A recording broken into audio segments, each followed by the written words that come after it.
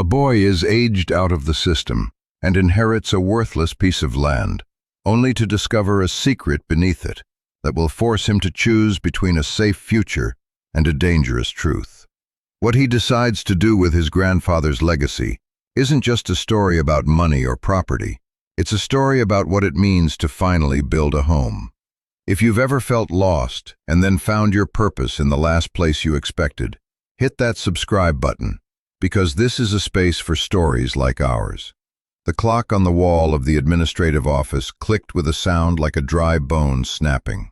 Each click was 1 second closer to my 18th birthday, which was also my eviction date. For 6 years, the state had been my landlord, my guardian, my parent. In 3 days, it was firing me from the job of being its child. Ms. Albright, my caseworker for the final 2 of those years, slid a thin manila envelope across the gray laminate of the table. Her face had the practiced neutrality of someone who delivers life-altering news, good and bad, a dozen times a week. Usually bad. "Leo," she said, her voice quiet but firm, not unkind. "This is it, the last of the paperwork." I stared at the envelope. It was too thin to be a future. It was barely a past. I'd spent the last week in a series of mandatory exit interviews and life skills workshops. They taught you how to write a check you had no money to cash, how to interview for a job you had no address to put on the application for. They taught you how to be a ghost in the machine. They didn't teach you how to not be terrified. "There's one more thing," she said, tapping a perfectly manicured nail on the corner of the envelope. "It's unusual. It came from the county tax office, addressed to the agency as your guardian." I didn't move. I expected it to be a final bill, a charge for my own upbringing, a receipt for a childhood. "It concerns your grandfather," she said softly. The name hit me like a stone skipped across a still pond. A single, sharp impact, then ripples of memory I hadn't allowed myself to feel in years. Gramps. He was the last real family I had, before all this. Before the homes, the system, the endless succession of beige rooms and temporary beds. He'd passed away when I was 11, a sudden heart attack that had felt like the world tilting off its axis. He was a quiet man, a little strange. He smelled of motor oil and soil and had a sadness in his eyes I didn't understand back then. After he was gone, there was nobody, just the state. I finally reached for the envelope. My fingers felt clumsy, thick. Inside was a single sheet of paper, heavy and official, covered in dense, blocky text. It was a tax delinquency notice. At the top, my grandfather's name, Arthur Vance. Below it, a parcel number and a legal description of a property I never knew existed. 1.2 acres in a county I'd never heard of, a place called Calder Ridge. The notice said the property, having been delinquent for 7 years, had reverted to the county. But a strange, archaic clause was cited. Because the registered heir was a minor under state guardianship at the time of reversion, the heir had a 30-day window upon reaching the age of majority to reclaim the property. The reclamation fee was listed at the bottom. $6. $6. I laughed. It wasn't a happy sound. It was a burst of air, sharp and bitter. $6? For what? A patch of weeds? From the satellite images, that's about right, Ms. Albright confirmed, her tone dry. She was already 1 step ahead, as always. She turned her laptop around to face me. On the screen was a grainy aerial photo of a flat, scrubby piece of land in what looked like the middle of absolutely nowhere. In the center of the brown and pale green square was a single silver-gray shape, long and curved like a metal tube cut in half. There's a structure on it. Looks like a Quonset hut, probably derelict. Derelict. A good word for how I felt. A worthless building on a worthless piece of land. My inheritance. It was a joke, a cosmic punchline. The system raises you, chews you up, and spits you out with nothing but a bus token and a claim on a rusty shed for $6. I should have crumpled it up. I should have thrown it in the trash and walked out and never looked back. But I didn't. Because as pathetic as it was the only thing in the entire world with my name on it. Or close enough. It had my grandfather's name on it. "You have 72 hours, Leo," Ms. Albright said, her voice softening again. "At noon on Friday, you walk out of here. You can walk out with this piece of paper, or you can walk out with nothing. The bus ticket we give you can get you to Calder Ridge. It's a long shot. It's probably a dead end, but it's a direction." I looked from the screen to the paper in my hand. 1.2 acres, a Quonset hut, $6. It wasn't a future, it wasn't a home. But like she said, it was a direction. West. Towards a place I didn't know. To claim a thing I didn't understand. Left by a man I desperately missed. I slid the paper back into the envelope and pushed it into the pocket of my thin jacket. "Okay," I said, the word feeling small and foreign in my own mouth. "How do I pay the $6? The next 2 days were a blur of hollow goodbyes and the quiet, methodical erasure of my existence from the group home. I packed my life into a single black duffel bag, a few changes of clothes, a worn paperback, a toothbrush. That was it. That was the sum of me. Other kids, the ones who had been there longer, gave me knowing, sympathetic looks. They had seen this movie before. Some of them were starring in it themselves. The quiet kid with the sad eyes gets his ticket and vanishes. Most were never heard from again. Ms. Albright met me at the door on Friday morning, just before noon. The final tick of the clock. She wasn't supposed to be there. Her job was done. But she stood there anyway, holding a thick coat she'd bought with her own money, and a brown paper bag with a sandwich and a bottle of water inside. She didn't make a big deal of it. She just held it out. "It gets cold out there," she said. "The bus leaves in an hour." She'd also handled the paperwork. My $6, paid via a money order, had been overnighted to the Calder Ridge County clerk. The property was legally mine, a fact that felt as surreal as a dream. I owned dirt. "Why are you helping me?" I asked, the question I'd wanted to ask for 2 days. She adjusted the strap of her purse, looking past me for a second at the long, sterile hallway I was leaving behind. "Because my job is to make sure you're processed out of the system," she said, her voice clinical again. Then she met my eyes. "My purpose is to make sure you have a chance. There's a difference." She gave me a small, sad smile. "Go. Find out what your grandfather left you." I walked out the door and didn't look back.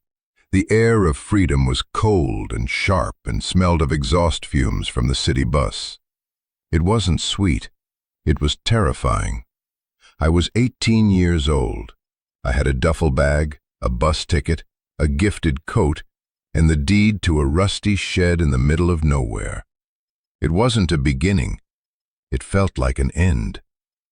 The bus ride was 18 hours of rattling windows and the low drone of the engine, a sound that vibrated deep in my bones. We moved from the dense, vertical gray of the city to the sprawling, flat green of the suburbs, and then further, into the rolling hills and wide-open farmland of the state's interior. The further we went, the emptier the bus became, until it was just me, an old woman sleeping with her mouth open, and the driver.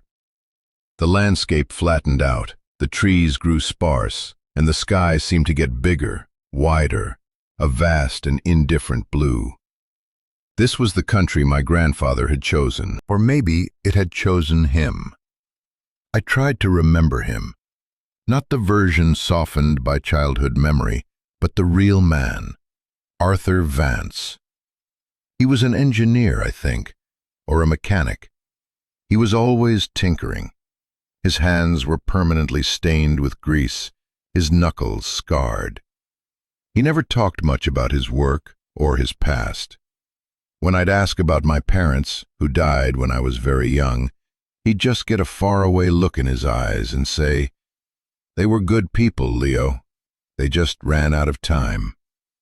He had a workshop behind his small house, a place I wasn't allowed to go. He called it his lab. He was preoccupied, always sketching things in notebooks, muttering about angles and load-bearing capacities and shielding. I thought he was just an eccentric old man, lost in his hobbies. Now, I wasn't so sure. Why would a man like that buy a plot of land in the middle of nowhere and put a Quonset hut on it? The bus finally hissed to a stop at a crossroads. There was no station. There was just a peeling sign that said, Calder Ridge, population 412. A gas station with a flickering, open sign, and a diner that looked like it had been closed for a decade. "This is you, son," the driver said, not turning around. I grabbed my duffel bag and stepped out. The bus pulled away, its red taillights shrinking into the twilight, leaving me in a profound and sudden silence. The air was different here. It was clean and cold, and carried the scent of dust and something else, something vaguely chemical, like fertilizer or pesticides. I stood alone at the crossroads, a ghost who'd finally arrived at his haunting ground. The gas station clerk was a teenager with bored eyes who gave me directions with a series of vague gestures. "Old man Vance's place? Yeah, I guess. It's out on the old service road, about a 5-mile walk. Nothing out there but dirt and that big tin can of his." 5 miles, of course. I shifted the duffel bag on my shoulder and started walking, following a cracked asphalt road that dwindled into a gravel track. The sun had set, and the sky was a deep, star-dusted purple. There were no streetlights. The only illumination came from a sliver of moon. It was beautiful and terrifying. The world felt ancient and alive. I could hear the chirping of crickets, the rustle of something in the tall grass by the road. I felt small, insignificant, a piece of human debris washed up on an unfamiliar shore. After what felt like an eternity, I saw it. The moon caught the curve of the metal roof, a dull silver gleam against the dark horizon. The Quonset hut. It was bigger than I'd imagined, a hulking, silent thing squatting on the flat earth. The land around it was choked with weeds and scrub brush. A rusted barbed wire fence sagged in a few places, marking the border of my 1.2 acres. My kingdom of dirt. There was a heavy padlock on the main sliding door, but it was so corroded that a few solid kicks and a hard yank was all it took to break the hasp. The door groaned open on a track clogged with rust and dirt, revealing a cavernous darkness within. The air that rolled out was thick with the smell of decay, damp earth, rust, and the faint, musky scent of mice. I fumbled for the small flashlight Ms. Albright had tucked into the bag with the sandwich. Its thin beam cut through the blackness. The inside was vast and empty, save for a few rotting wooden crates, a rusty oil drum, and a thick layer of dust and grime covering everything. The concrete floor was cracked and uneven. The corrugated metal walls were streaked with rust where rain had found its way in. It wasn't a home, it was a tomb. I dropped my bag on the floor, the sound echoing in the huge space. A wave of despair, cold and heavy, washed over me. This was it. This was the brilliant plan. I'd traded a warm bed in a place I hated for a concrete floor in a place that had already been forgotten. I sank down onto my bag, the flashlight beam trembling in my hand. And for the first time since I'd walked out of the group home, I felt the sting of tears. I wasn't crying for myself. I was crying for him, for my grandfather. What kind of hope had he been clinging to? What was this place supposed to be? The next few days were about survival, pure and simple. My first priority was shelter.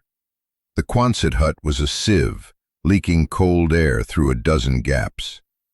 I spent hours stuffing rags and fistfuls of dry grass into the seams where the metal panels met the foundation. I used a piece of scrap metal to patch the most obvious hole in the roof. My second priority was water. The gas station was a 5-mile walk, and I couldn't do that every day. I found an old rain barrel behind the hut, cleaned it of rust and dead leaves, and positioned it under the patched section of the roof, praying for rain. My third priority was food. I had a little cash, enough for some basics. I made the long walk back to the crossroads and bought bread, peanut butter, canned beans, and a large jug of water from the indifferent teenager. It felt like a supply run for a mission on a desolate planet. Living in the hut was a lesson in discomfort. The days were tolerable, filled with the hard physical labor of trying to make the place habitable. I swept out years of accumulated dust and debris, my throat raw. I fought a losing battle against the mice, but the nights were the worst. The cold seeped up from the concrete floor, a damp, persistent chill that got into my bones. The wind would howl around the curved metal walls, making the whole structure groan and shudder like a dying animal. In the profound, absolute darkness, every rustle, every creak sounded like a threat. I was more alone than I had ever been in my life. And yet, slowly, something began to shift. The physical work, as grueling as it was, gave me a focus. My hands, soft from years of institutional idleness, became calloused and capable. I learned the rhythm of the place, the way the light moved across the floor during the day, the specific pitch of the wind at night. I was no longer just a visitor. I was an inhabitant. The hut wasn't a home, not yet, but it was mine. It was during the second week, while trying to clear a space to set up a more permanent sleeping area, that I found it. In the far back corner, half buried under a pile of rotted canvas, was a section of the concrete floor that didn't look right. It was a perfect square, about 3 feet by 3 feet, and the seam around it was too clean, too deliberate. The rest of the floor was a mess of cracks and upheaval, but this square was pristine. Curiosity, a feeling I hadn't had much use for in years, sparked to life. I knelt down, running my fingers along the edge. There was no handle, no ring to pull. It was flush with the surrounding floor. I spent an hour trying to pry it up with a rusted tire iron I'd found. The metal screeched against the concrete, but the slab wouldn't budge. It was sealed tight. Frustrated, I sat back on my heels, shining my flashlight along the seam again. And then I saw it. A tiny, almost invisible hole drilled into one corner, no bigger than the tip of a pencil. It wasn't a flaw. It was an access point. I remembered the notebooks my grandfather was always sketching in, the diagrams filled with hidden latches and clever mechanisms. This was his work. I could feel it. I didn't have a tool that small. I walked the perimeter of the hut, my eyes scanning the floor, the walls, looking for anything. A stray nail, a piece of wire. My gaze landed on the broken hasp from the main door. The pin that had held the padlock was still in it, a thick, sturdy piece of steel. I worked it free and carried it back to the square slab. It fit perfectly into the hole. I pushed. At first, nothing. Then I put my weight into it, and I heard a faint click from beneath the concrete. A release. I jammed the tire iron back into the seam and heaved. This time, the slab moved. It lifted an inch, then 2. It was incredibly heavy, far thicker than I expected. With a final grunting effort, I pivoted it up and over, revealing a dark, square cavity beneath. The air that rose up smelled of cold stone and dry, contained stillness. It was the absence of smell. My heart was hammering against my ribs. I shone my flashlight down into the hole. It wasn't a crawl space. It was a compartment lined with galvanized steel. And nestled inside, sitting on a bed of what looked like silica gel packets, was a green, military-style ammunition box. It was locked, but not with a padlock. It had a heavy-duty combination dial set into the latch. A combination. Of course. My grandfather wouldn't have made it easy. I felt a surge of frustration, so close to an answer, only to be met with another lock. I sat there for a long time, just staring at the box. What numbers? A birthday? An address? I knew so little about him. I tried my own birthday. Nothing. I tried his, what I could remember of it. Nothing. I was about to give up, to try and force it open with the tire iron, when a memory surfaced. Faint and distant. Me, maybe 7 or 8 years old, sitting on his lap while he smoked his pipe. He was pointing at an old, framed photograph on his mantelpiece. It was a picture of a small propeller plane, a Cessna. "See that, Leo?" he'd said, his voice a low rumble. "That's a Skyhawk, model 172. Never forget the numbers. 172. They'll take you places." It was a long shot, a fragment of a conversation from a decade ago, but it was all I had. My fingers were trembling as I turned the dial. Right to 1. Left past 1 to 7. Right to 2. I pulled the latch. It clicked open. For a moment, I just knelt there, breathing hard. The air in the hut felt thick, charged with anticipation. Slowly, I lifted the heavy lid. The contents were packed tightly. On top was a large, sealed envelope made of thick, waxed paper.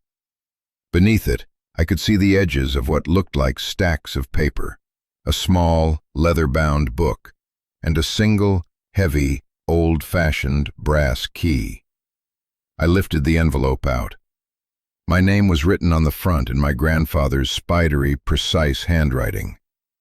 Leo. My hands shook as I broke the wax seal. Inside were several folded sheets of paper, covered in that same familiar script.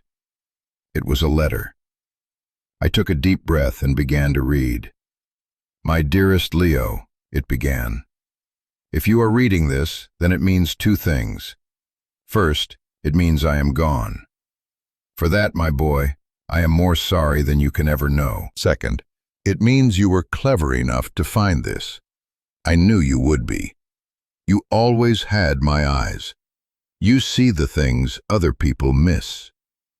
I had to stop and swallow past the lump forming in my throat. His voice, so clear on the page, was a ghost in my ear. "I have not left you much, Leo, not in the way the world measures wealth. This land, this ridiculous metal shed, they are a distraction, a shell. I had to make it look worthless, so no one would ever look too closely. The world is full of people who only see value in things they can sell. You and I, we're different. We know some things are meant to be protected. The real inheritance is not this box. This is just the start. This Quonset is a lie. A big, ugly metal lie designed to hide the truth. Beneath your feet is something else entirely. I built it for you. I built it for us. A place to be safe when the world got loud. A place to weather the storm. The key in this box opens the door. The book has the coordinates, though you are practically standing on top of it.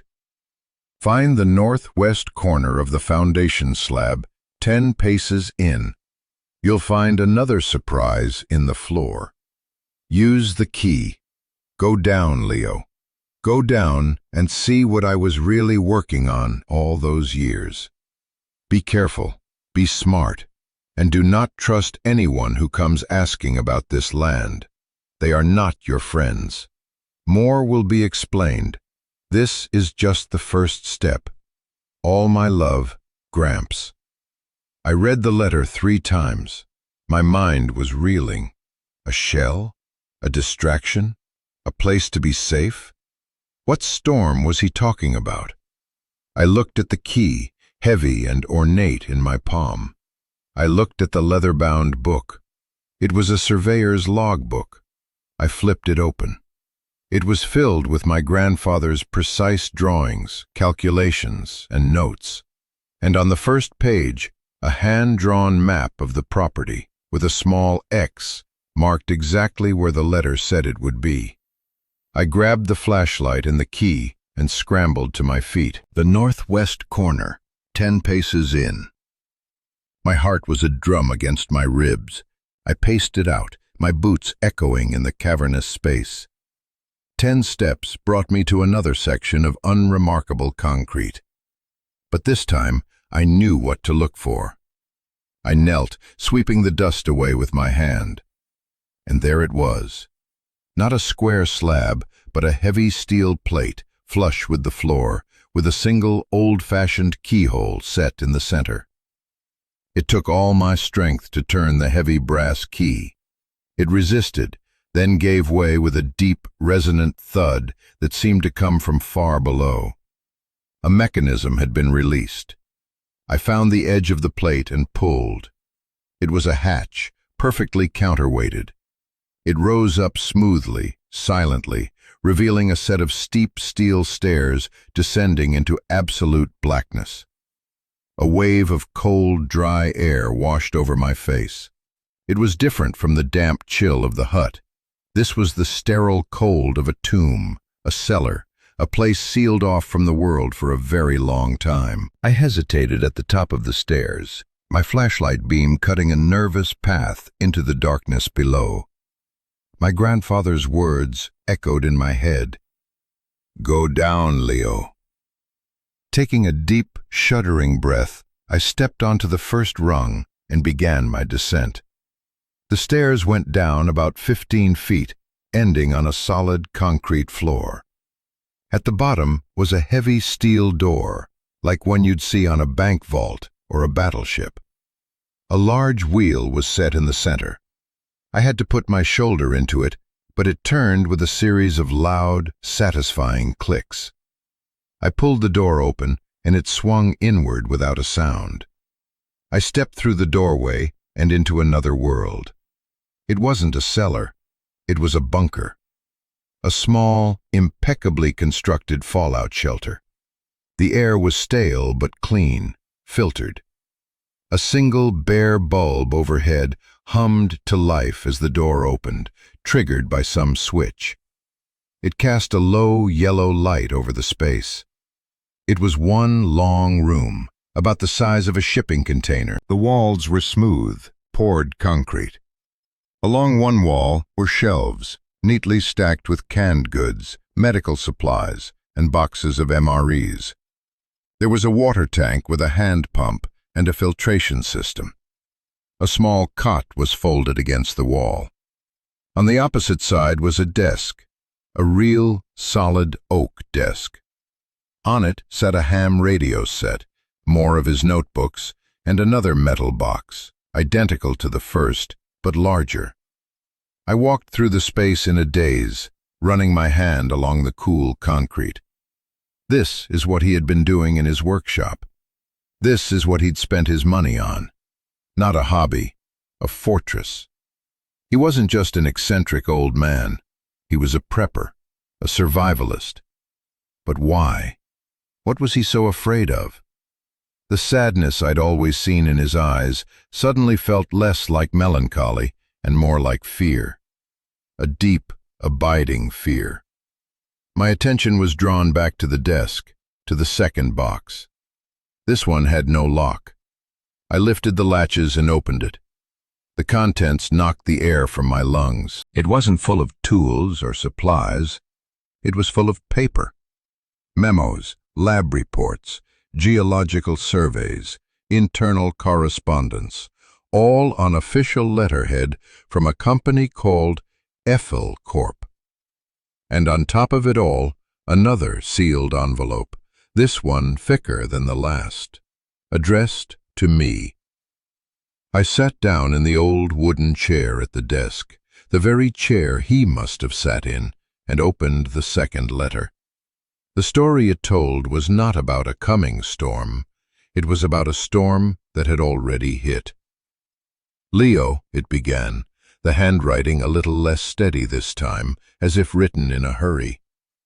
If you're here, in this room, then you found my sanctuary, my confessional. I hope it serves you better than it served me. I called it the Ark, but I was never able to save the people who really needed it. I have a confession to make, son, a sin to confess. For 30 years, I was a geological engineer for Ethel Corp., a big chemical company. My job was to survey sites for industrial development, to make sure the ground was stable. It was a good job. It paid well. It let me raise your father in a nice house. But I was a coward, Leo. I saw things I should have spoken up about, and I stayed quiet. Because I was scared of losing my job, scared of uprooting my family. Ethel had a subsidiary, a waste disposal unit. They were cheap and they were reckless. For a decade they cut corners. Instead of properly treating and disposing of toxic byproducts from their plants, they buried them. Barrels of poison right in the ground. And I was the one who signed off on the geological reports. I didn't know, not at first. They told me the sites were for inert material storage. I was willfully blind. By the time I realized what was really happening, it was too late. I was complicit. The place where you are sitting now, Calder Ridge, was one of the worst sites. This whole area is a toxic sponge. It's in the soil. It's in the water table. The company folded the disposal subsidiary, buried the records, and walked away. They left a time bomb ticking under the feet of every family living here. My blood ran cold. The chemical smell in the air. The diner that was permanently closed. The population sign that seemed impossibly high for the ghost town I'd walked through. I quit my job, the letter continued. I tried to go to the authorities, the EPA, but Ethel's lawyers were better. They discredited me. They painted me as a disgruntled employee. They buried me in litigation until I had nothing left. Your grandmother left me. Your father, he tried to stand by me, but I pushed him away. I was toxic, Leo, in every sense of the word. The guilt, it ate me alive. When your parents died in that car crash, I knew it was a kind of judgment. I had failed everyone I ever loved. I had to put the letter down. My hands were shaking too hard to hold it. The car crash.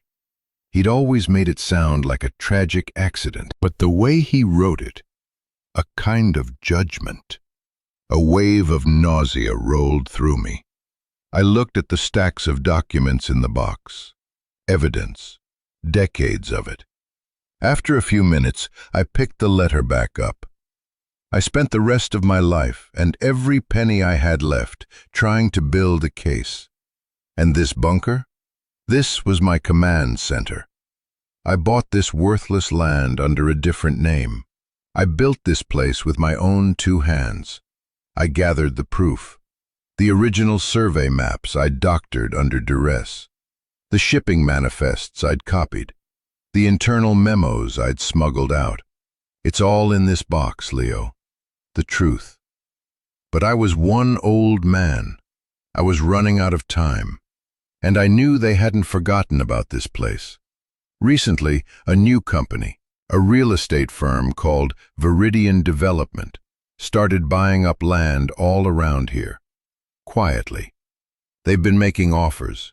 Generous offers. But Viridian is just another name. I checked their corporate filings. They're a wholly owned subsidiary of Corp. They're not here to build condos, Leo. They're here to bury their sins for good, to acquire every last acre and lock it down so no one ever digs deep enough to find what's underneath. They will come for this land. They will make you an offer. They will offer you more money than you have ever dreamed of. Enough to go anywhere, to start a new life, and forget this place ever existed. It's the easy way out, the safe way out, the way I should have taken 30 years ago. Inside this box, with the documents, you will find my last secret. It's what's left of my pension, my life savings, cash. I called it my fight money. It's not enough to make you rich, but it's enough to live on for a while. Or it's enough to hire a lawyer. Enough to start the fight I could never finish. The choice is yours, my boy. You owe this place nothing. You owe me nothing. You can take the money and run. Or you can take their buyout and run. No one would blame you. God knows you've earned an easy life.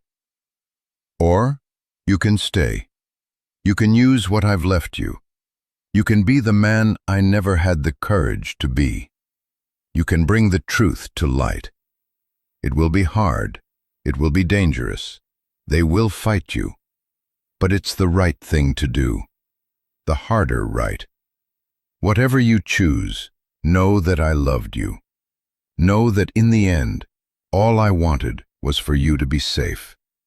And to be proud of the name you carry. Your loving grandfather, Arthur. I slowly lowered the letter. My mind was a storm of grief and anger and a terrifying, crushing weight of responsibility. I reached into the box, past the files. Beneath them, wrapped in oilcloth, were thick, dense bricks of cash. $100 bills. I didn't count it, but it was more money than I had ever seen in my life. The fight money. My ticket out. Or my ticket in. I sat there in the silence of the bunker, the hum of the single light bulb the only sound. I thought about the group home, the gray walls, the feeling of being invisible. I could take this money and be someone else, somewhere else, tomorrow. I could buy a car, rent an apartment in a city where no one knew my name. I could be free.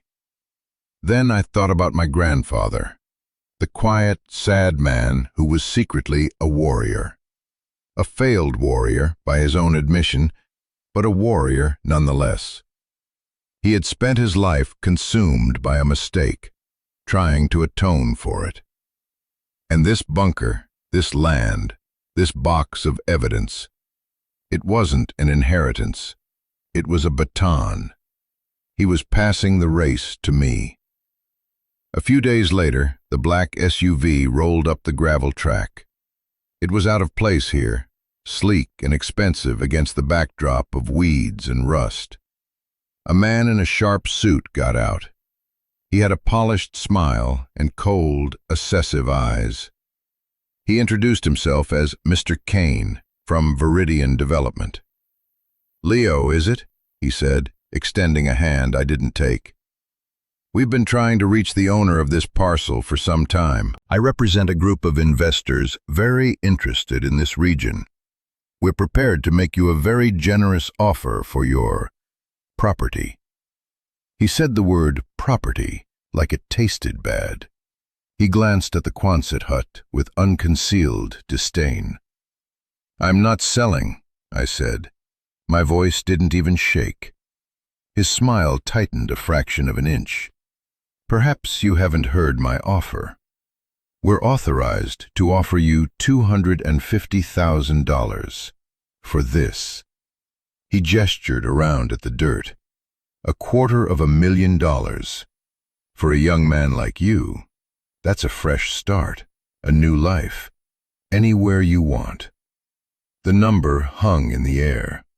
It was a fortune. It was the easy way out, gift-wrapped and handed to me. Everything my grandfather said would happen was happening. I could see the path fork in front of me. One way led to a quiet, comfortable, anonymous life.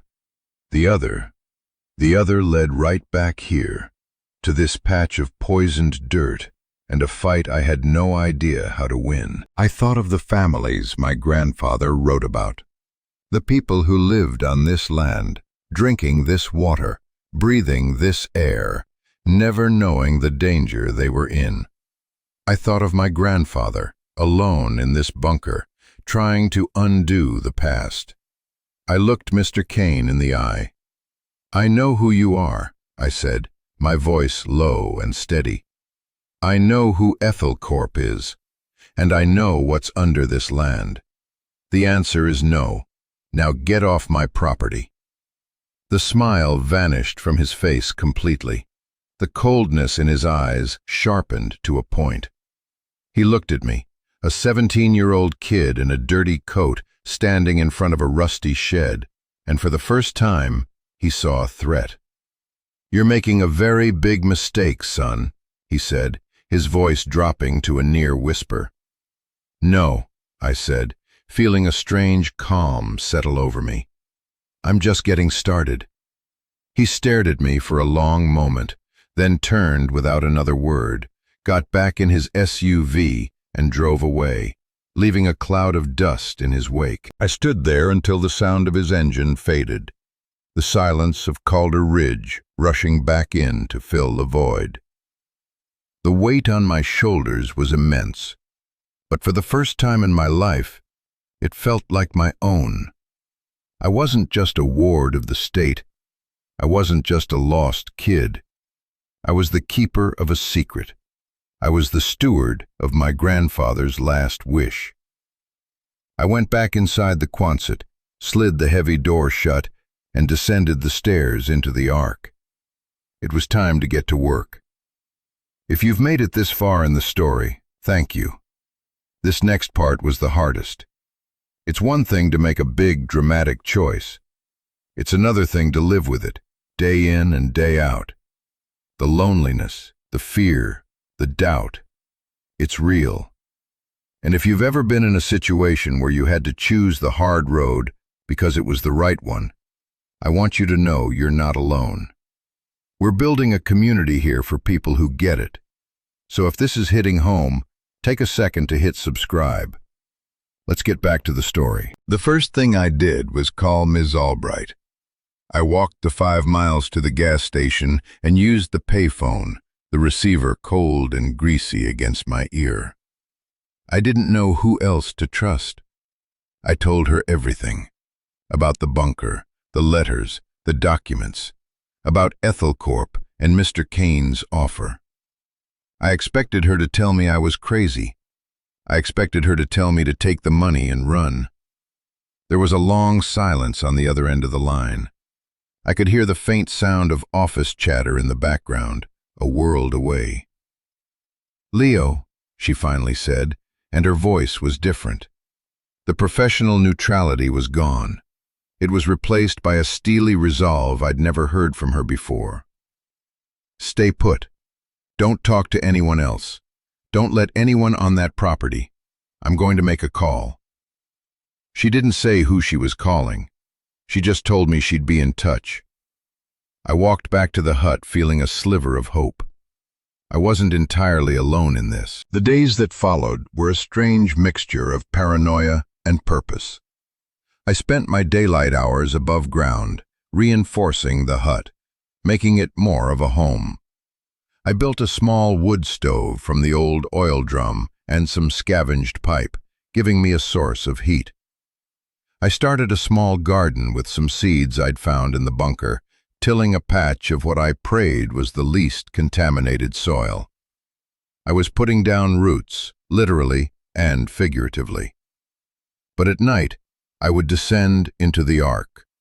The bunker became my office, my library, my war room. I spent hours under the single humming bulb, poring over my grandfather's legacy. The documents were dense, technical, but I forced myself to understand them. I cross-referenced the doctored survey maps with the real ones he'd kept. I read the internal memos detailing the cost-cutting measures, the warnings from lower-level employees that were ignored. I pieced together the timeline of deceit, a corporate crime that had been buried for decades, and I read his journals. The leather-bound books weren't just for coordinates. They were his diaries.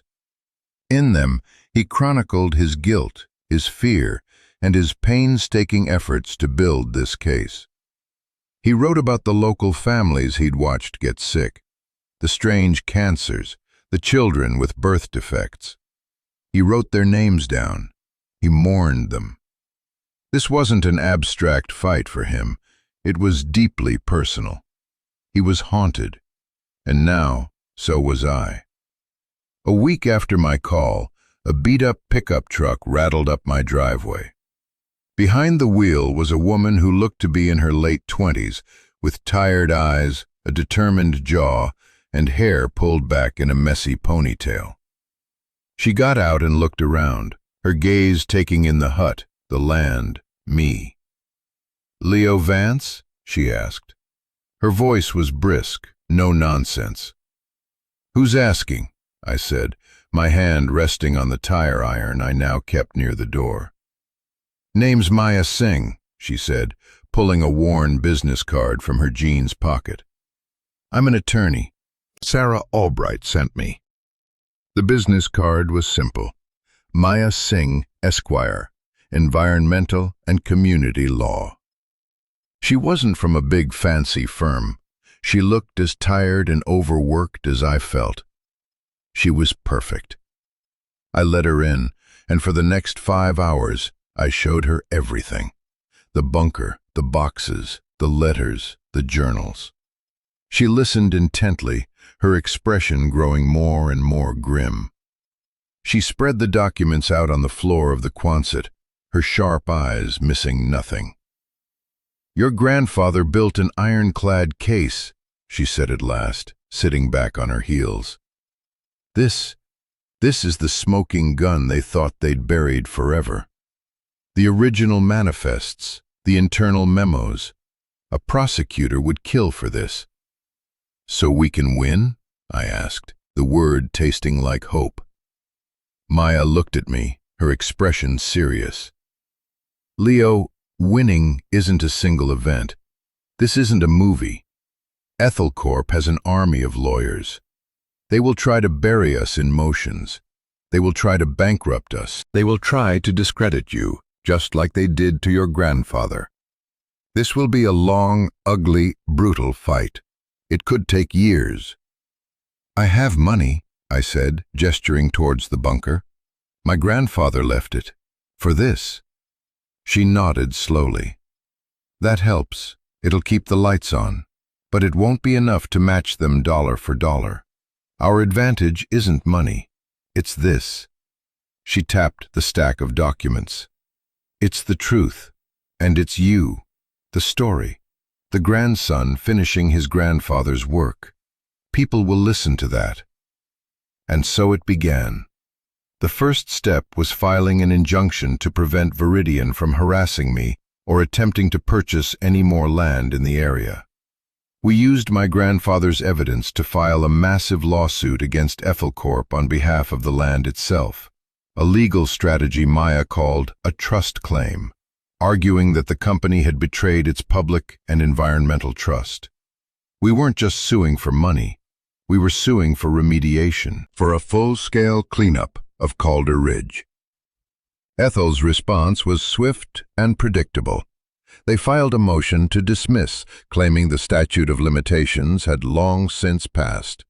They filed a countersuit against me for defamation.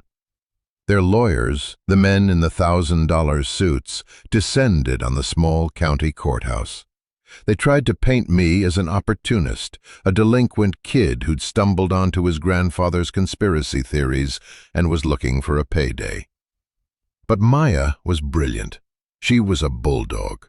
She used my grandfather's journals to show his decades-long effort to bring this to light, arguing that the clock on the statute of limitations should only have started when the evidence was truly discovered, which was when I opened that box. And the story started to get out. A local reporter picked it up, then a regional paper. The story of the kid in the Quonset hut fighting a corporate giant. The community, what was left of it, was wary at first. They'd been beaten down for a long time.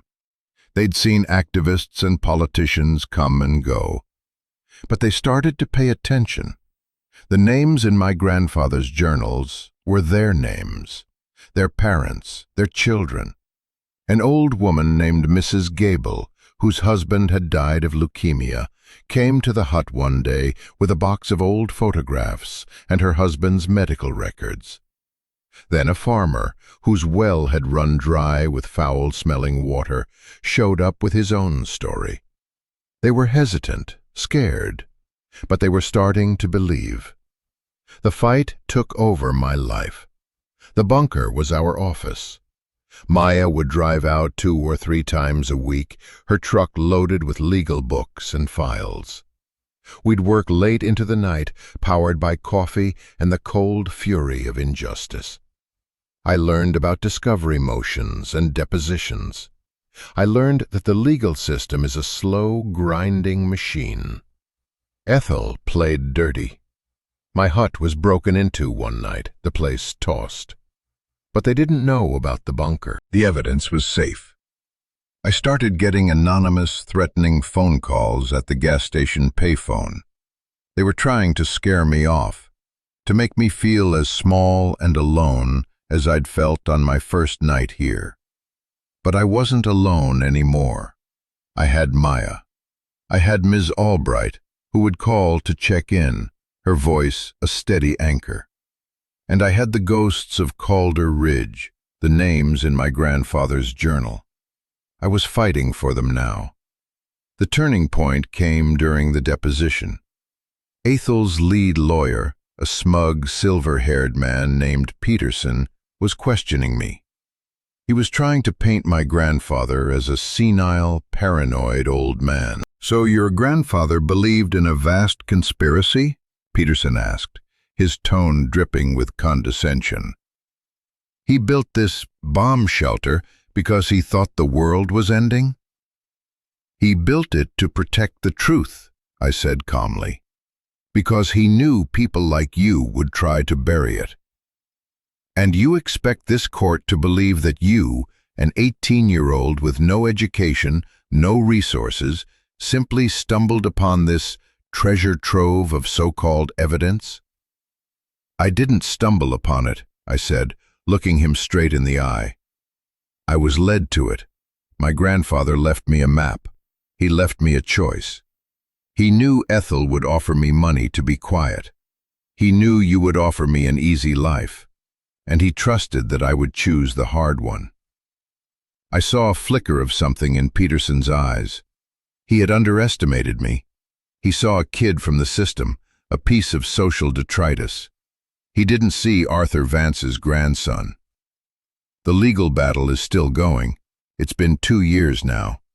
The injunction is holding. The class action lawsuit, with dozens of local families now signed on, is moving forward. The state's Environmental Protection Agency, shamed by the publicity, has reopened its investigation into Ethel Corp. It's not a victory yet, but it's a siege, and we have the high ground. I still live in the Quonset hut. It's a home now. The wood stove keeps it warm. The garden provides vegetables. I have a generator for power and a satellite dish on the roof for internet, which lets me research and communicate with Maya and the growing network of supporters. The ark below is still our war room, but it feels less like a tomb now and more like a foundation. Sometimes at night, I sit at my grandfather's desk. I look at the evidence, the physical proof of a crime. And I think about what inheritance really means. It's not about money or land or property. It's about the stories we're given, the responsibilities we're asked to carry. My grandfather didn't leave me a fortune. He left me a purpose. He gave me a chance to build something real, not just for myself, but for a whole community that had been told to be quiet. He spent his life haunted by the choice he didn't make. I'm spending my life honoring the choice he gave to me. The land is still scarred. The water is still tainted. But there's hope here now. You can feel it in the air. It's the hope of a second chance. The hope of a truth that, no matter how deep you bury it, will always, eventually, find its way to the light. This hunk of metal and the hole in the ground beneath it didn't just give me a place to live. They gave me a reason to. This whole journey started because I was given something that looked worthless on the surface. A rusty shed on a patch of dirt. But underneath, it was the most valuable thing in the world. A chance to make a difference. It was a legacy. And I think a lot of us have those inheritances in our lives. Maybe it's not a bunker full of evidence. Maybe it's a story your grandmother told you, a principle your father lived by, a promise you made to someone you lost. It's the thing that calls to you, that asks you to be better, to be braver. It's the harder right. What's the most important thing you've ever inherited that had nothing to do with money? Let me know in the comments below. I read every single one, and your stories, they matter. They're part of this. If you believe that our past gives us a purpose, and that everyone deserves a second chance to build a home, please subscribe to the channel. We're more than just viewers here. We're a community built on the foundations of these stories. Thank you for listening.